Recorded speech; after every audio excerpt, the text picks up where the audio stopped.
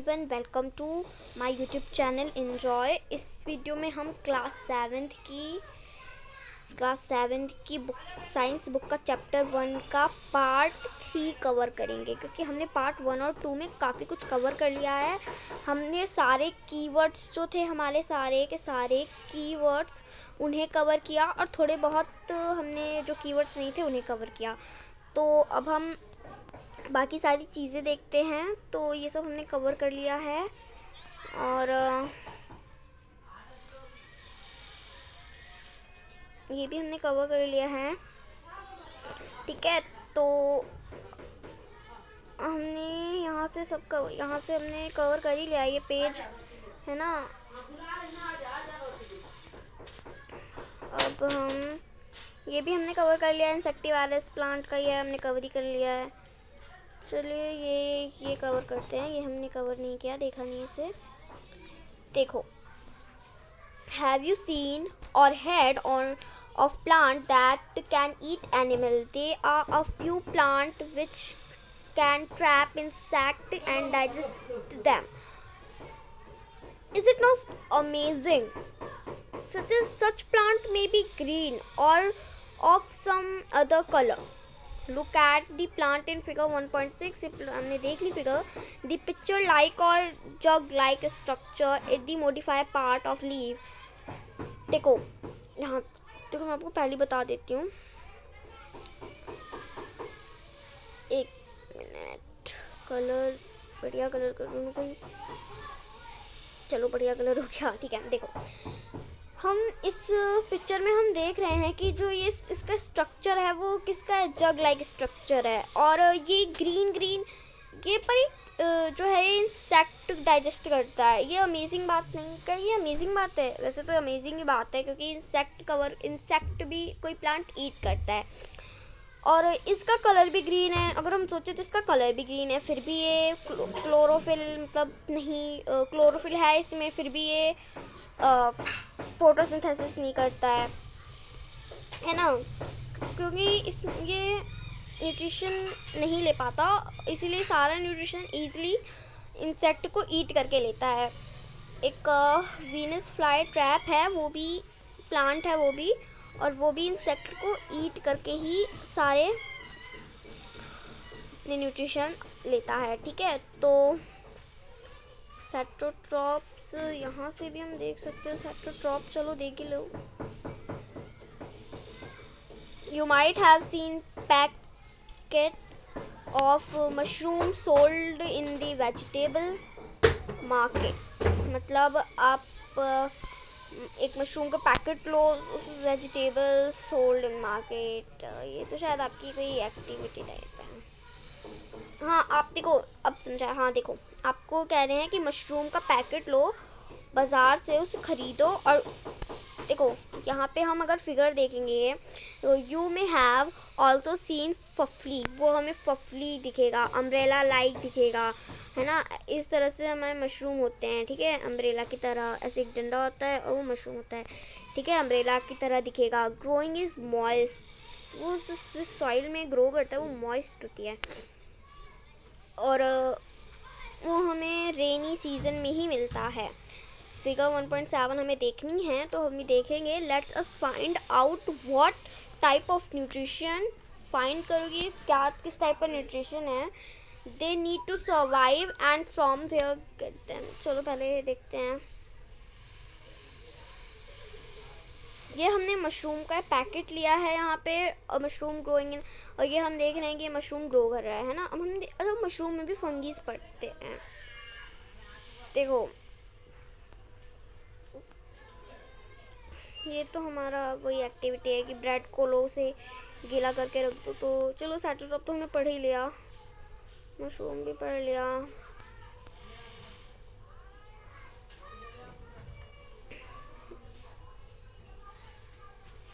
ये देख लेते हैं। Some organism live together and share both shelter and nutrition. कुछ ऑर्गेनिज्म होते हैं जो जीते हैं, लीव करते हैं, शेयर अपना करते हैं, शेल्टर और न्यूट्रिशन सब कुछ शेयर करते हैं, ठीक है।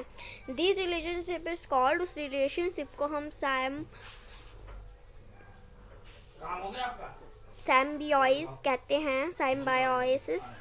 फॉर एग्जाम्पल, उसे हम एग्जाम्पल के तौर पे देख सकते हैं। certain fungi live inside the root or of plant. The plant provide nutrition to the fungus and in return the fungus provide water and certain nutrition. तो उनकी रिलेशनशिप को हम सिम्बायोसिस कहते हैं। और फॉर इसे एग्जाम्पल के तौर पे हम कह सकते हैं कर्टेन फंगिस और रूट ऑफ प्लांट, ठीक है। द प्लांट प्रोवाइड, जो प्लांट है वो हमें प्रोवाइड करते हैं न्यूट्रिशन फंगिस को, ठीक है। तो ये सब चलो छोड़ो, ये सब लिंचेस देखते हैं। इन ऑर्गेनिज्म कॉल्ड लिंचेस, इन ऑर्गेनिज्म को हम लिंचेस कहते हैं। और chlorophyll content pattern which is an alga and fungus live together. The fungus provide shelter, water and mineral to alga. In return, देखो जो एल्गा है और फंगिस है वो एक साथ ही लीव करते हैं, ठीक है, लीव टुगेदर। दी फंगा, जो फंगस होते हैं वो प्रोवाइड करते हैं शेल्टर, वाटर, मिनरल, किसको, एल्गा को, ठीक है। और एल्गा प्रोवाइड फूड, उसे फूड प्रोवाइड करता है फंगस को। समझ आ गया?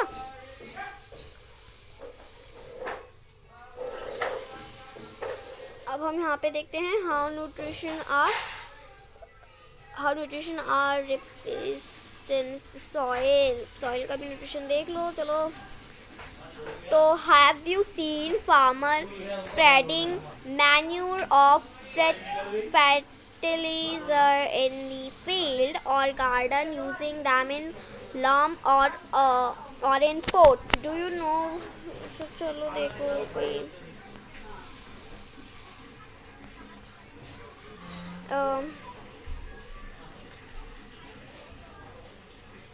देखो ये वीडियो हमारी थोड़ी शॉर्टर होगी पहले के मुकाबले, तो अगर मैं कहूँ, बट अब मैं आपको हिंदी में थोड़ा ना प्योर दिखा देती हूँ क्योंकि आपको हिंदी में ज़्यादा अच्छे से समझ आएगा, ठीक है।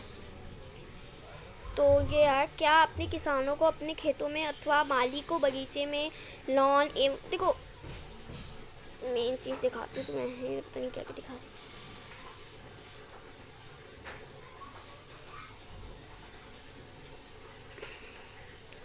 मैं देखना क्या था,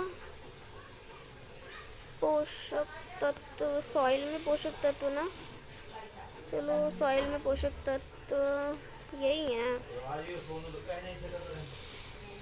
चलो यहाँ देखते हैं, यहाँ से, ठीक है। मृदा को इन पोषक तत्वों से समृद्धि करने के लिए भूमि में उर्वरक तथा खाद मिलाने की आवश्यकता होती है।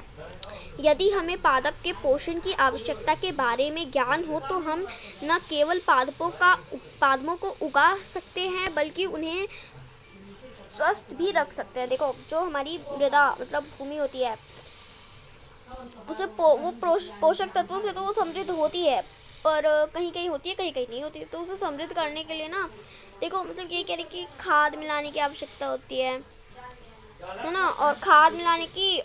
और देखो मतलब आपने सुना होगा कि पौधों, अगर आप लोग घर में आप लोग प्लांट को उगा रहे हो, किसी भी फूल वाले को, तो आप लोग देखते होंगे कि उसमें खाद मिलाते हैं, है ना, पानी वगैरह सब डालते हैं, करते हैं। तो यदि हमें पादपों के पोषण की आवश्यकता के बारे में पता हो कि पादप को पोषण के लिए क्या क्या आवश्यकता है, तो हम न केवल पादपों को उगा सकते हैं, मतलब हम प्लांट्स को उगा भी सकते हैं और उन्हें स्वस्थ भी रख सकते हैं। और जो पादपों को प्रोटीन बनाने के लिए सामान्यतः नाइट्रोजन की अधिक आवश्यकता होती है। जो पादप है उन्हें प्रोटीन बनाने के लिए नाइट्रोजन की अधिक आवश्यकता, ज़्यादा आवश्यकता होती है। फसल कटाई के बाद मृदा में नाइट्रोजन की कमी हो जाती है। जब हम फसल की कटाई करते हैं तो जो ज़मीन होती है उसमें नाइट्रोजन की कमी हो जाती है। यद्यपि वायु में नाइट्रोजन गैस प्रचुर मात्रा में उपलब्ध होती है, वायु में नाइट्रोजन गैस प्रचुर मात्रा में उपलब्ध होती है, परंतु पादप इसका उपयोग उस प्रकार करने में असमर्थ होते हैं जैसे वे कार्बन डाइऑक्साइड का उपयोग करते हैं। मतलब वो लोग उसका नहीं कर पाते उपयोग। हवा में अगर वो रहती है, क्योंकि ज़मीन में ही उसका उपयोग वो लोग अच्छे से कर पाते हैं, और कार्बन डाइऑक्साइड का उपयोग वो बहुत अच्छी तरीके से कर पाते हैं। तो पौधे नाइट्रोजन के विलेय रूप में ही अवशोषित कर सकते हैं। कुछ जीवाणु जो राइजोबियम कहलाते हैं और वायुमंडलीय नाइट्रोजन को विलेय पदार्थों में परिवर्तित कर देते हैं, परंतु राइजोबियम अपना भोजन स्वयं नहीं बना सकते। कुछ जीवाणु जो राइजोबियम कहलाते हैं, देखो कुछ पौधे नाइट्रोजन को विलेय रूप में ही अवशोषित कर सकते हैं, है ना। पौधे नाइट्रोजन को विलेय रूप में ही अवशोषित कर सकते हैं। और कुछ जीवाणु जो राइजोबियम कहलाते हैं, कुछ जीव होते हैं जो राइजोबियम कहलाते हैं, वायुमंडलीय नाइट्रोजन को विलेय पदार्थों में परिवर्तित कर देते हैं। जो वायुमंडल होती है वो नाइट्रोजन को विलेय पदार्थों में बदल देती है, परंतु जो राइजोबियम है वो अपना भोजन खुद नहीं बना सकते। ये चना, मटर, मूंग, सेम तथा अन्य फलीदार पादपों की जोड़ों में रहते हैं, तथा मतलब जैसे जो चना हो गया, मटर हो गया, मूंग हो गया, सेम हो गया, इन सब के ना जोड़ों में रहते हैं तथा उन्हें नाइट्रोजन की आपूर्ति करते हैं। अधिकतर दालें फलीदार पादपों से प्राप्त होती है। इसके बदले पादप राइजोबियम जीवाणु को आवास एवं खाद्य प्रदान करते हैं, अतः उनमें सहजीवी संबंध होते हैं। इस संबंध का किसानों के लिए विशेष महत्व होता है। दालों की फसल के लिए उन्हें मृदा में नाइट्रोजन उर्वरक देने की आवश्यकता नहीं पड़ती।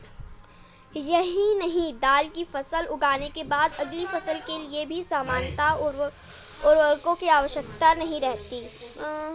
आई होप आप लोगों को समझ आया होगा। तो जो हमारा रिजोबियम है वो पीस, मूंग, इन सब के फलियों में, मतलब फलीदार सब्जियों में इनके साथ रिलेशनशिप में होता है। और ठीक है, तो हमने सब कुछ ऑलमोस्ट पढ़ लिया है, मेन सब हमारी यही है। तो आई होप आप लोगों को मेरा ये वीडियो पसंद आया होगा। इसे प्लीज़ लाइक, शेयर और सब्सक्राइब कीजिएगा प्लीज़।